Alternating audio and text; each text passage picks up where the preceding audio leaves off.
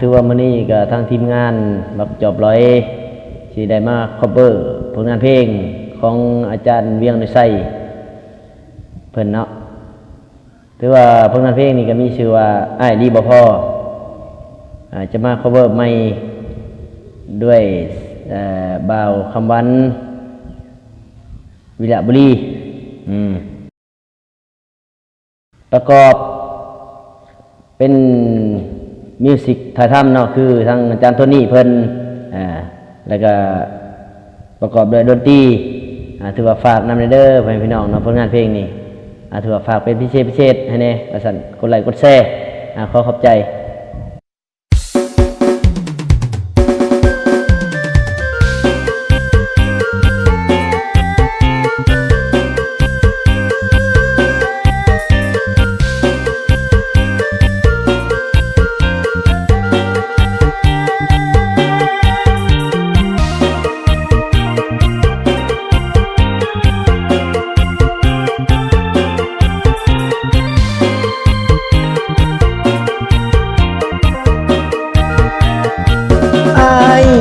บ่พอขอลาก่อนเด้อคนดี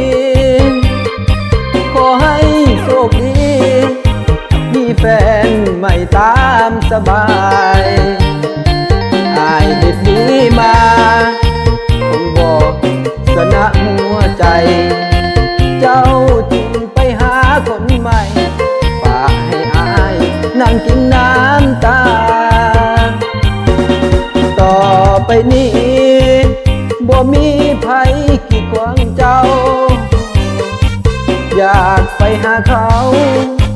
เดินไปได้ทุกเวลาบ่ต้องหลบหลีคือที่เจ้าเฮ็ดผ่านมาไปตามสบายโลดนะศึกษากับแฟนคนใหม่ความดีสร้างมาคงบ่มีค่าเท่าก้อยเจ้าจึงได้ลอยปล่อยหักให้เขาจนได้อายหูหลักฐานพอผ่านฟ้าพาตั้งใจนึกภาพเจ้าเฮ็ดใส่อายปวดหัวใจแสบในอุลาอายดีบ่พอขอลาก่อนเด้อคนดีความผิดครั้งนี้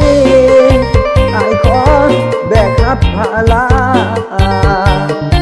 ขอบใจคืนวันสองเท่านั้นห่วงกันสร้างสรรค์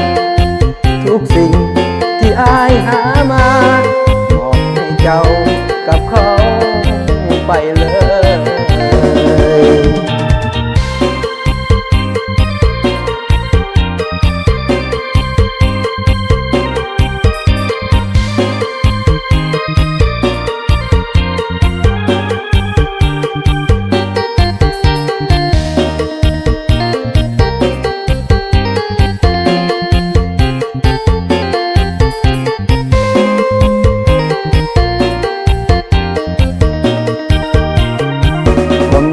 สร้างมาคงบ่มีค่าเท่าก้อยเจ้าจึงได้ลอยปล่อยหักให้เขาจนได้อายหูหลักฐานพอผ่านฟ้าพากลางใจนึกภาพเจ้าเฮ็ดใส่อายหัวใจแสบในอุลาอายดีบ่พอขอลาก่อนเด้อคนดีความผิดครั้งนี้อายขอแบกรับภาระขอบใจคืนวันสองเท่านั้น